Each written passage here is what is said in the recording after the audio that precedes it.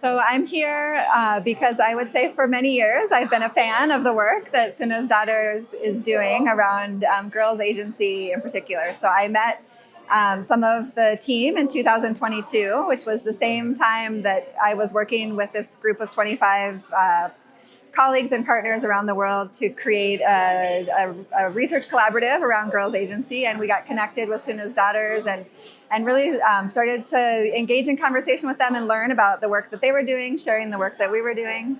And I think that this, the creation of spaces both at sort of the local and national level to really talk about and engage in conversations around girls' agency, as well as the global conversation, to me is really important. I believe very strongly that we have to build from the ground up, and that starts with girls, and it starts with their communities, and then it spreads to sort of higher levels, as I say, to the national levels, regional levels, and then global levels. And I think that's how we rewrite the conversation about girls, about girls' agency, what girls can do.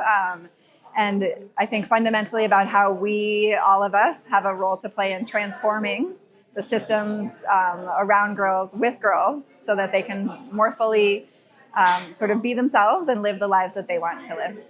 So I think agency matters. I'm going to start with agency. Agency matters to all of us. Agency really is about our ability to dream, to aspire to something. It's about our ability to decide. So to really think through things and make decisions about our lives and about the lives of our families and communities. And it's about the ability to what we call drive, or to take action. So these 3 Ds, dream, decide, and drive. And that's a fundamental part of anyone's life, right? Like on a daily basis, we do all of these things. We don't necessarily recognize it or name it, but we do. And as we do it, we have to negotiate different situations, different people. Some of them want to support us in our dreams and our decisions, and some of them don't want to support us. And, for adolescent girls in particular, this whole process of being able to dream, decide, and take action becomes constrained by so many factors. As girls move into adolescence, they come up against all kinds of gender norms, gender-based discrimination, gender-based violence, social roles, social demands, and expectations that often begin to limit the space that they have to dream, decide, and drive. And so really, what we've learned over the last few years is how important it is to go to girls, to talk with girls about, what are their dreams? How are they being involved in these processes? And, critically, what are, again, those structures and people, relationships, situations that are supporting them in that? And what is constraining them in that? And then thinking together, like, how do we change that?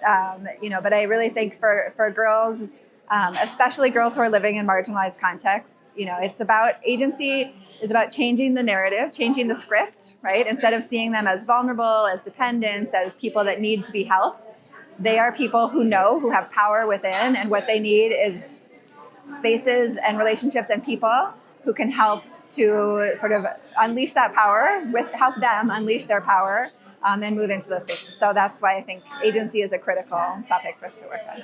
Yeah, I think that, again, often the way that development works and global education or global development is this very colonial approach. It's a very top-down from starting, often in the United States or in other places like Europe. But this top-down idea that someone in Washington, D.C. knows what's important for a girl in Turkey, and so they make a decision and send it down.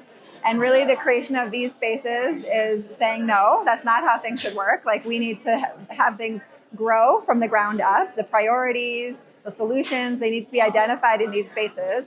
And then to bring that into interaction with other actors and, again, this sort of global development structures and architecture and really work. I think these spaces work to change power relationships and power dynamics between the global and the local, and making visible what are the priorities here in Turkey. And I think that's part of why everyone is here and why I'm here, and just happy that I can be a part of this and take the learning that I've had here back to Washington. And when I'm in conversation with some of those other global actors, I will, be better able to bring the priorities that come from girls and come from girls on the ground here back to those spaces and hopefully change things.